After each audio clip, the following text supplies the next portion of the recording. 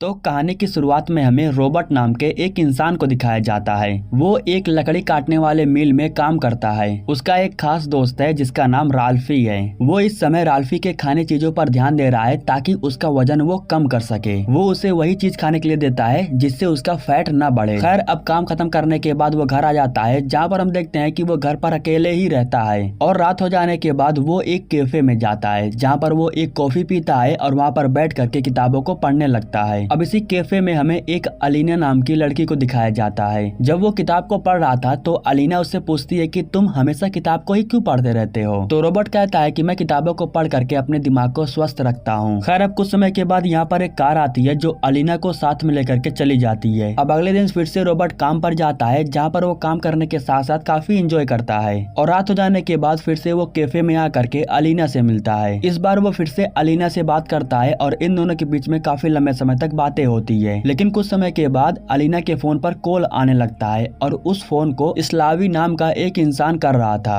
वो अलीना से कहता है कि कस्टमर तुम्हारा वेट कर रहा है। तो अलीना कहती है कि मैं उस कस्टमर के साथ नहीं जाना चाहती हूँ। अलीना उस कस्टमर के साथ नहीं जाना चाहती थी, लेकिन स्लावी के कहने पर वो जाती है और रॉबर्ट यह सब कुछ चुपचाप देख रहा था। अगले दिन राल्फी का वजन कम करने के लिए रॉबर्ट उसे ट्रेनिंग दे रहा था। और रात हो जाने के बाद रॉबर्ट फिर से उसी कैफे में जाता है और आज के दिन वो अलीना के लिए एक केक लेकर के आया था। अलीना उस केक को अकेले नहीं खाती है, बल्कि उस केक को लेने के बाद रॉबर्ट के पास जाकर के बैठ जाती है। ये दोनों साथ में बैठ करके केक खाते हैं और काफी लंबे समय तक बातें करते हैं। बातों को सुन करके रॉबर्ट को मालूम चल जाता है कि अलीना अकेली रहती है और किसी प्रकार की उसके लाइफ में प्रॉब्लम चल रही है, लेकिन अलीना उस प्रॉब्लम के बारे में रॉबर्ट को नहीं बताती है। खैर छोटे से सफर के बाद ये दोनों अपने अपने घर जाने लगते हैं। तभी यहाँ पर एक कार आकर के रुकती है जो अलीना के लिए आई थी। यहाँ हम स्लावी को देखते हैं जो अलीना से कह रहा था कि तुम कस्टमर के साथ जाने से इनकार क्यों कर दी। यह कहने के बाद वो अलीना को मार करके उसे कार में बैठा देता है और रॉबर्ट को कार्ड देते हुए कहता है कि तुम्हें इसके बदले कोई और लड़की मिल जाएगी। अब रॉबर्ट इस हादसे के बारे में काफी ज्यादा सोच विचार करता है। वो इस हादसे के बारे में बात करने के लिए कई बार कैफे में जाता भी है, लेकिन कई दिनों तक अलीना कैफे में नहीं आती है। और एक दिन जो कैफे में काम कर रहा था वो इंसान खुद रॉबर्ट को बताता है कि अलीना एक हॉस्पिटल में एडमिट है। हॉस्पिटल का नाम पता करने के बाद रॉबर्ट उसे देखने के लिए वहाँ पर जाता है, जहाँ पर वो देखता है कि अलीना को किसी ने बहुत ही मारा है, जिसकी वजह से उसका बहुत ही बुरा हाल हो गया है। अलीना के एक दोस्त मैंडी को दिखाया जाता है जो इस समय अलीना के साथ में थी। रॉबर्ट उसके पास आता है और उससे बात करके हादसे के बारे में पता करने की कोशिश करता है। मैंडी बताती है कि अलीना एक कस्टमर के साथ गई थी और वो उसे एक थप्पड़ मार दी और उसी कस्टमर ने अलीना का शिकायत स्लावी से कर दिया, इसीलिए स्लावी ने उसे मार करके ये हाल कर दिया है और वो इस तरीके से लड़कियों के अंदर खौफ भी पैदा करना चाहता है। अब यहाँ पर सीन कट करके हमें स्लावी को दिखाया जाता है जो अपने दोस्तों से मिलने के लिए होटल में जाता है। वो अपने दोस्तों के साथ एंजॉय कर रहा था और तभी यहाँ पर रॉबर्ट आता है। स्लावी ने जो कार्ड दिया था उसी कार्ड से उसने इस एड्रेस का पता लगाया। अब यहाँ रॉबर्ट आने के बाद स्लावी से कहता है कि मैं तुम्हें पैसे दे करके अलीना को आजाद करवाना चाहता हूँ। और यह कहने के बाद वो $6 लाख निकाल करके स्लावी के सामने रख देता है, जिसके बाद स्लावी कहता है कि वो एक नई लड़की है और वो काफी खूबसूरत भी है। $6 लाख तो वो सिर्फ 2 दिन में कमा लेती है, इसलिए मैं उस लड़की को तुम्हारे हवाले नहीं कर सकता हूँ। अपने पैसे लेकर के तुम यहाँ से जा सकते हो और उसके बारे में फिर सोचना भी मत। इसके बाद बाकी के लोग उसके ऊपर हंसने लगते हैं। रॉबर्ट अपने पैसे को उठा करके दरवाजे की तरफ जाता है और दरवाजे को लॉक करने के बाद घड़ी में 60 सेकंड का टाइम सेट करता है। इसके बाद वो आ करके सभी लोगों को पीटना शुरू करता है और एक एक करके सबको जान से मार देता है और सिर्फ 30 सेकंड में पूरा मामला ही खत्म कर देता है। सबको मार देने के बाद वो स्लावी के पास आता है। उसे गोली लगी हुई थी इसलिए स्लावी नीचे गिरा हुआ था।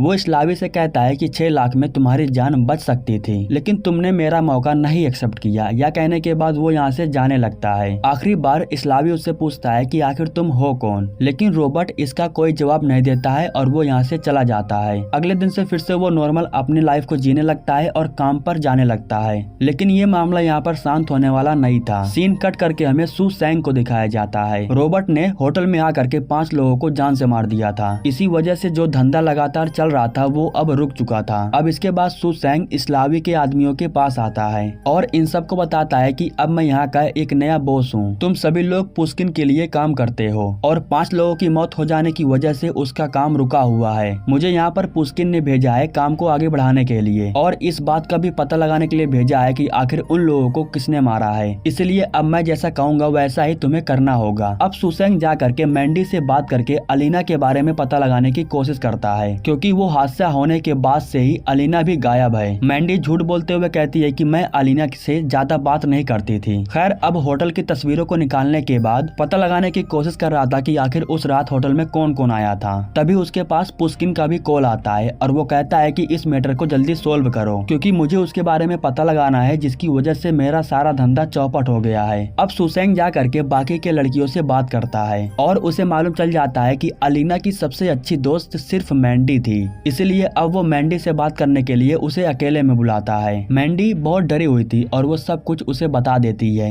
वो बताती है कि उस रात हॉस्पिटल में एक इंसान आया था जो अलीना के बारे में काफी कुछ पूछा। उसका रंग काला था और उसके शरीर पर बाल भी नहीं था। इसके बाद वो उससे उस आदमी का नाम पूछता है तो मैंडी कहती है कि उसने अपना नाम मुझे नहीं बताया। इसके बाद वो मैंडी के गले को दबा करके उसे जान से मार देता है, क्योंकि उसने धोखा दिया था। अब होटल के कैमरे के द्वारा सुसेंग रॉबर्ट की तस्वीर को निकाल लेता है और वो अपने आदमियों को बताता है कि उस रात यही इंसान होटल के अंदर आया था, लेकिन वो बाहर नहीं गया। अब सुसेंग अपने आदमियों को रॉबर्ट के पीछे लगवा देता है। एक दिन जब रॉबर्ट घर पर बैठा हुआ था तो तभी रात के समय में उसके घर पर कोई आता है। जब वो दरवाजा खोलता है तो उसके दरवाजे पर सुसेंग था। वो रॉबर्ट से कहता है कि उस रात होटल में हमारे 5 लोगों को किसी ने जान से मार दिया है, क्या तुम उसके बारे में जानते हो? तो रॉबर्ट कहता है कि उस रात होटल में मैं एक लड़की से मिलने के लिए गया था, लेकिन वो आई नहीं, इसलिए मैं वहाँ से निकल गया था। और इसके बाद उस होटल में क्या हुआ मुझे इसके बारे में कुछ भी नहीं पता है। मैंने न्यूज पर देखा था कि 5 लोगों की उस होटल में मौत हो गई है। खैर, पूछताछ करने के बाद सुसेंग को कुछ खास जवाब नहीं मिलता है, इसलिए वो यहाँ से चला जाता है। लेकिन उसे ये बात तो जरूर मालूम था कि रॉबर्ट झूठ बोल रहा है, इसलिए वो अपने आदमियों के द्वारा रॉबर्ट की सारी डिटेल निकालने के लिए कहता है। और डाटा निकालने के बाद भी इन्हें डाटा के अंदर कोई अच्छा जवाब नहीं मिलता है। इन्हें सिर्फ इतना मालूम चलता है कि वो एक वुड मिल में काम करता है और नॉर्मल जिंदगी जीता है। लेकिन सुसेंग को अभी भी उसके ऊपर शक था, इसलिए वो एक दिन अपने आदमी को कैफे में भेजता है रॉबर्ट को मारने के लिए। लेकिन सुसेंग को शायद रॉबर्ट के बारे में अच्छे से पता नहीं था। ये लोग सामने बैठ करके रॉबर्ट को देख रहे थे, लेकिन उनके सामने एक बस आ जाता है और इतने में रॉबर्ट अपना काम करके यहाँ से निकल जाता है। वो इनकी कुछ फोटोज को क्लिक करने के बाद इनके सामने से गुजरता है। अब इसके बाद सुसेंग अपने आदमियों को उसके पीछे लगवा देता है उसे पकड़ने के लिए। लेकिन जब ये लोग उसे पकड़ नहीं पाते हैं तो ये लोग उसके घर पर पहुंच जाते हैं उसे पकड़ने के लिए। रॉबर्ट के पैर में चोट लगी हुई थी और वो घर पर बैठ करके उसका मलहम पट्टी कर रहा था। उसी समय ये लोग रॉबर्ट के घर में घुस आते हैं और चारों तरफ छानबीन करके रॉबर्ट को ढूंढने लगते हैं। लेकिन यहाँ पर हमें मालूम चलता है कि रॉबर्ट अपने घर के ठीक सामने वाले बिल्डिंग में था और उसने अपने घर में चारों तरफ कैमरा लगा के रखा था, जिसकी वजह से वो इन लोगों के ऊपर नजर रख रहा था। अब जब सुसेंग को कुछ मिलता नहीं है तो वो अपने आदमियों के साथ यहाँ से चला जाता है। अब यहाँ पर हमें दिखाया जाता है कि रॉबर्ट अपनी कार से कहीं दूर जाता है किसी से मिलने के लिए, और वो अपने पुराने दोस्त ब्रायन और सुसेन से मिलने के लिए गया था। यहाँ पर हमें मालूम चलता है कि रॉबर्ट के साथ ये दोनों भी आर्मी में काम करते थे और ये सभी लोग साथ में टीम में रह करके काम करते थे। रॉबर्ट यहाँ पर सुसेन से बात करने के लिए आया था।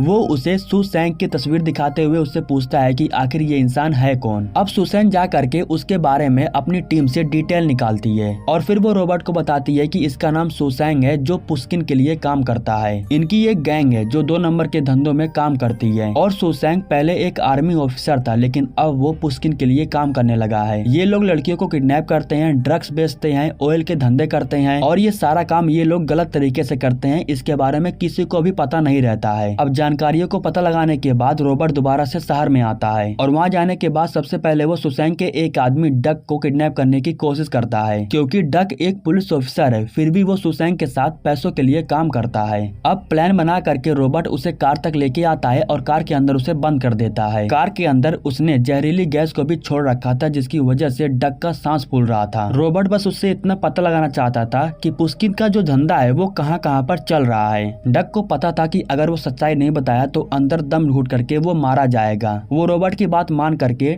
वो उसे उस जगह पर लेकर के जाता है जहाँ पर पुस्किन के गलत काम किए जा रहे थे और यहाँ पर जितने भी औरतें काम कर रही थी उनसे जबरन काम करवाया जा रहा था। डक अपने टीम वालों को बताता है कि रॉबर्ट अब यहाँ का एक नया बॉस है, पुस्किन ने इसे यहाँ पर भेजा है और तुम्हें इसकी बात माननी होगी। ये लोग फिर भी नहीं समझते हैं, इसलिए रॉबर्ट इन लोगों को अपने हिसाब से समझाता है और मामले को सल्टाने के बाद औरतों को पैसे दे करके यहाँ से भेज देता है। अब सबके चले जाने के बाद रॉबर्ट डक से कहता है कि पुलिस के पास कॉल लगाओ और उन्हें यहाँ पर बुलाओ, और डक पुलिस के पास कॉल करके बिल्कुल ऐसा ही करता है। डक कहता है कि वे लोग मुझे जेल के अंदर ही सिर्फ 1 हफ्तों में ही मार देंगे, जिसके बाद रॉबर्ट कहता है कि तुम एक पुलिस ऑफिसर हो और इसीलिए लिए तुम्हें अपना फर्ज निभाना होगा। तुम्हारे पास पुस्किन के खिलाफ पुख्ता सबूत है, वही मुझे चाहिए। खैर अब कुछ समय के बाद रॉबर्ट यहाँ से चला जाता है और पुलिस आकर के डग को पकड़ लेती है और इसी के साथ जो यहाँ पर गैंगस्टर थी उन लोगों को भी पुलिस आकर के पकड़ लेती है और पुलिस वालों को यहाँ पर इतना ज्यादा पैसा मिलता है जिसके बारे में इन्होंने सोचा भी नहीं था। इसके बाद रॉबर्ट डग के लॉकर के पास जाता है और उसके अंदर से जितना भी सबूत था पुस्किन के खिलाफ सब कुछ ले लेता है। सबूतों को लेने के बाद वो सीधा जा करके सू सैंग से मिलता है और उससे कहता है कि पुस्किन के खिलाफ मेरे पास सबूत है, अब वो नहीं बचेगा। मैं सबको एक मौका देता हूँ ताकि वो अपनी गलतियों को सुधार सके और मैंने भी तुम्हें एक मौका दिया, सब कुछ छोड़ करके यहाँ से चले जाओ। रॉबर्ट जा करके जब डाटा को चेक करता है तो उसे पुस्किन का एक ऑयल माइन दिखाई देता है जो इनलीगल तरीकों से चल रहा था और वो उस ऑयल को बंद करने के लिए जा करके पूरे ऑयल माइन को ही उड़ा देता है और सिर्फ एक धमाके की वजह से सब कुछ तबाह हो जाता है। जब ये बात पुस्किन को पता चलता है तो वो ये बात सुसैंग से पूछता है तो सुसैंग कहता है कि आप फिक्र मत करो, अब वो जिंदा नहीं बचेगा। तस्वीर के द्वारा सुसैंग रॉबर्ट के साथ काम करने वाले दोस्तों के बारे में पता लगा लेता है। अब ये लोग रॉबर्ट को पकड़ नहीं पा रहे थे इसलिए जा करके उसके दोस्तों को पकड़ लेते हैं और फिर ये लोग रॉबर्ट के पास कॉल करके उसे यहाँ पर आने के लिए कहते हैं। अगर रॉबर्ट नहीं आया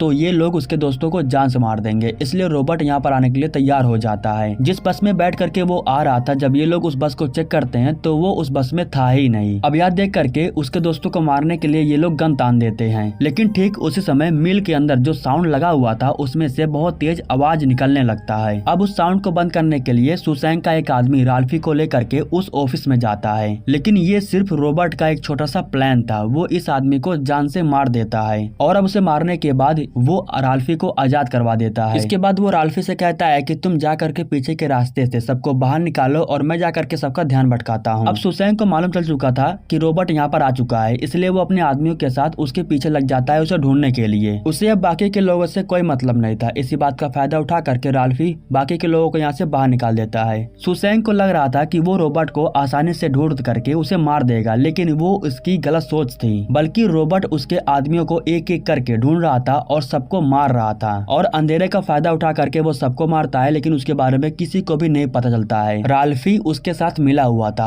और वही लाइट को ऑन ऑफ कर रहा था। रॉबर्ट की इशारा करते ही वो जा करके लाइटों को ऑन कर देता है और वो जैसे ही लाइट को ऑन करता है तो एक तेज धमाका होता है और सब कुछ एकदम ब्लास्ट हो जाता है। आग लगने की वजह से जो वाटर सप्लाई था वो ऑन हो जाता है और यहाँ पर पानी गिरने लगता है। रॉबर्ट ने सुसैंग के सभी लोगों को ढूंढ करके एक एक करके मार दिया था और सिर्फ अब सुसैंग बचा हुआ था। उसे भी मारना कोई मुश्किल काम नहीं था, वो सिर्फ अपने आदमियों के साथ इतना उड़ रहा था। जैसे ही रॉबर्ट उसे अकेले में पाता है तो वो उसे गोली से शूट करके उसे भी जान से मार देता है। उसे मारने के बाद हमें 3 दिन बाद मॉस्को में पुस्किन को दिखाया जाता है। रॉबर्ट उसे मारने के लिए वो यहाँ पर भी आकर के पहुंच चुका था। रॉबर्ट कहता है कि तुमने बहुत से गलत काम किए हैं, लेकिन अब मैं तुम्हें दोबारा कोई मौका नहीं देने वाला हूँ। हालांकि पुस्किन उससे कहता है कि तुम्हें जितने भी पैसे चाहिए तुम ले लो, लेकिन मुझे मारो मत। लेकिन रॉबर्ट उसकी बात नहीं सुनता है और वो यहाँ पर इलेक्ट्रिक सप्लाई को ऑन करके चला जाता है। इलेक्ट्रिक शॉक लगने की वजह से घर के अंदर ही उसकी मौत हो जाती है, जिसकी वजह से लोगों को पता भी नहीं चलता है कि किसी ने उसे जान से मारा है। काफी दिन बीत जाने के बाद अलीना दोबारा आ करके रॉबर्ट से मिलती है। यहाँ पर हमें यह मालूम चलता है कि अलीना को ये भी नहीं पता है कि रॉबर्ट ने उसकी जान को बचाया है। उसे सिर्फ इतना पता था कि किसी ने उसे मॉस्को का टिकट निकाल करके दिया था और उसके पास वो सारी दवाइयाँ थी जिसकी वजह से वो ठीक हो पाई। खैर इसके बाद अलीना कहती है कि किसी ने मेरे लिए ये सब कुछ किया था, लेकिन मुझे उसके बारे में नहीं पता है। वो कोई भी हो, लेकिन वो एक नेक दिल इंसान था और अब मैं पूरी तरीके से आजाद हूँ और अपनी लाइफ को अपनी मर्जी से जी रही हूँ। यह कहने के बाद अलीना यहाँ से चली जाती है और रॉबर्ट भी अपने घर चला जाता है और इसी के साथ ये कहानी यहीं पर समाप्त हो जाती है। दोस्तों हमारे YouTube चैनल को सब्सक्राइब करने के लिए आप लोगों को दिल से शुक्रिया।